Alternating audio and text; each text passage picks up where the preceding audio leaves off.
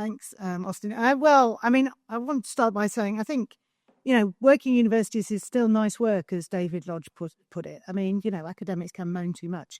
And I say that because I think it's important that there is a free speech crisis in universities. Everyone knows this, right? But I also get frustrated by, sometimes I think it's kind of used as an excuse, People working in universities will go, well, I couldn't possibly say that. I couldn't do that. The self-censorship happens ahead often of what the policies and even the cultural prescriptions are. So I think we need to get those two things untangled.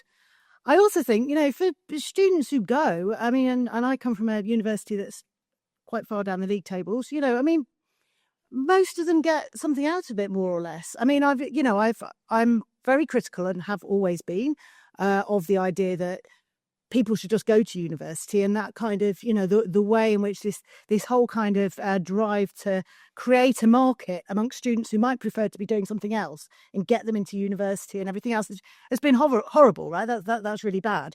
But I'm equally uncomfortable with the sort of backlash that says, oh, it's all a waste of time, close them down, or just make students all do STEM subjects or things that are courses that are good value for money, because I think that's utterly Philistine.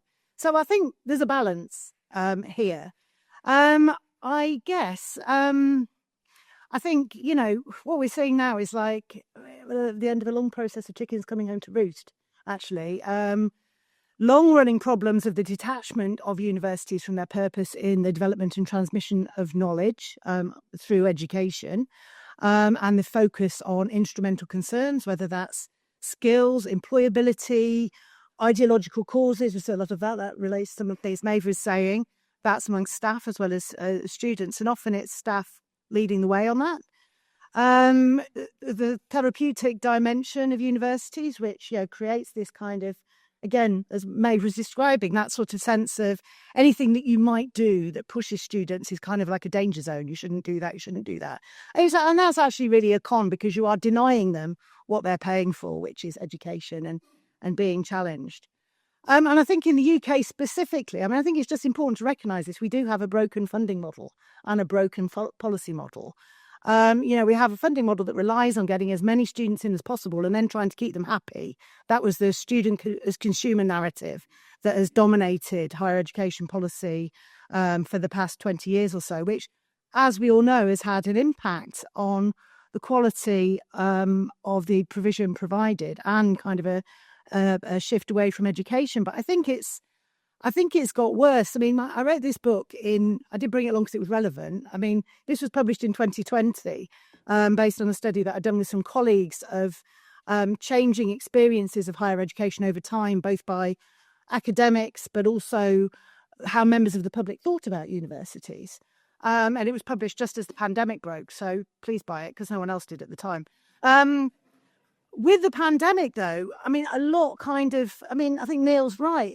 It wasn't that, it's like everything got thrown into question. Like the very purpose of the university, let's shut them down, it was awful, right? So everything was thrown into question, but the big questions weren't really asked.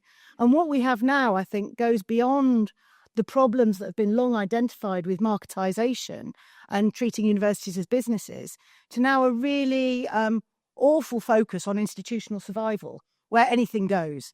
And the plan now by the OFS, Universities UK, everybody's buying into it, is to broker some kind of deal where they try and get 70% of young people into university.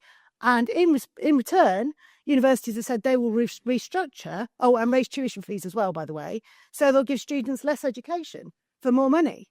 And, and this, I think, shows how craven the whole thing has become. So it's kind of like, who's to blame?